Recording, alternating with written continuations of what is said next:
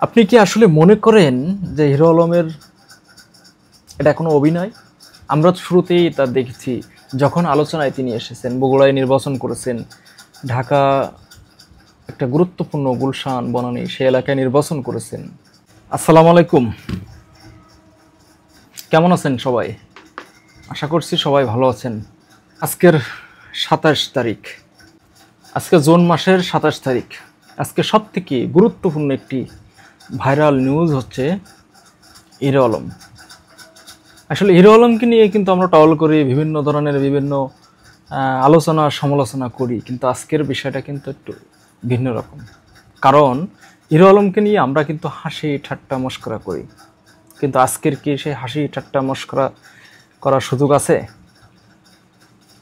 যে হিরো আলম একেবারে প্রত্যন্ত অঞ্চল থেকে বেড়ে ওঠা একটি হিরো আলম, নাম আশরাফুল আলম ওরফে হিরো আলম, অর্থাৎ নাম ছিল একসময় আশরাফুল আলম। যারা সোশ্যাল মিডিয়া পরিচালনা বা সোশ্যাল মিডিয়ার সাথে সংযুক্ত থাকেন সারাদিনে, তারা কিন্তু হিরো আলমকে চেনেন। হয়তো অধিকাংশ চেহারায় চেনেন, অনেকে চেহারা না চিনলেও নামে সবাই চেনে। বগুড়ার একটা প্রত্যন্ত অঞ্চল থেকে বেড়ে ওঠা সেই হিরো আলম একসময় যাকে নিয়ে ঠাট্টা মশকরা করত, সেই মানুষটি কিন্তু আজকের শিরোনামে। তবে এইবার আর মজার হাসি ঠাট্টা মশকরা চলে নয়, এটা বাস্তবে হিরো আলমের গতকাল রাতের যে একটা মর্মান্তিক একটি ঘটনা, সেই ঘটনাকে নিয়েই কিন্তু সবাই আলোচনা এবং সমালোচনা করছেন। গতকাল ২৬শে জুন রাতে হিরো আলম আত্মহত্যার চেষ্টা করছিলেন। আত্মহত্যার চেষ্টার পর শুরুতেই তাকে গুরুতর অসুস্থ অবস্থায় হসপিটালে ভর্তি করা হয়। অতিরিক্ত ঘুমের ওষুধ খেয়ে তার জীবনটা শেষ করে দিতে চেয়েছিলেন। তার কারণ হিসেবে বিস্তারিত এখনো পর্যন্ত জানা যায়নি, কিন্তু যেটা ধারণা করা যাচ্ছে সেটা হলো হিরো আলম খুব মানসিক চাপে ছিলেন। হিরো আলমের জীবনের শুরুটা ছিল কিন্তু অনেক কষ্টের। এটা আসলে সহজ ছিল না। একজন দিনমজুর বাবার সন্তান ছিলেন হিরো আলম।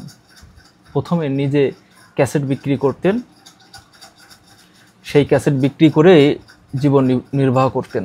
শুরুটাই ছিল কিন্তু তার এই ক্যাসেট বিক্রি। পরবর্তীতে নিজের অভিনয়, নাটক, মানে প্রথমে গান দিয়ে শুরু করছিলেন, অভিনয় দিয়ে শুরু করছিলেন। সেই হিরো আলম, অনেকেই তাকে নিয়ে হাসি ঠাট্টা মশকরা টল করছেন, কিন্তু তিনি দমে যাননি। একের পর এক ভিডিও, গান, অভিনয় দিয়ে নিজের মতো করে করেছেন। কিন্তু আমরা কি কখনো ভেবেছি এই লোকটার মনের ভিতরে কি চলছে?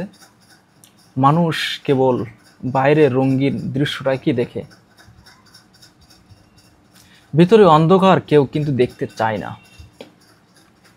ডাক্তাররা বলছেন আজকের তার এখনো পর্যন্ত সংখ্যামুক্ত নন, তবে ধীরে ধীরে উন্নতির দিকে যাচ্ছেন। তার পাশে সেই রিয়ামণি কিন্তু তার পাশে আবার এসেছেন, এবং পরিবারের অন্যান্য সদস্যরাও কিন্তু এসেছেন। আপাতত তিনি চিকিৎসকদের পর্যবেক্ষণে আছেন। আপনি কি আসলে মনে করেন যে হিরো আলমের এটা কোনো অভিনয়? আমরা তো শুরুতেই তা দেখেছি, যখন আলোচনায় তিনি এসেছেন, বগুড়ায় নির্বাচন করেছেন, ঢাকা একটা গুরুত্বপূর্ণ গুলশান বনানী সে এলাকায় নির্বাচন করেছেন, এবং তিনি ঘোষণা দিয়েছেন যে আগামীতে তিনি ঢাকা দক্ষিণ সিটি কর্পোরেশন নির্বাচনে তিনি মেয়র পদে নির্বাচন করবেন।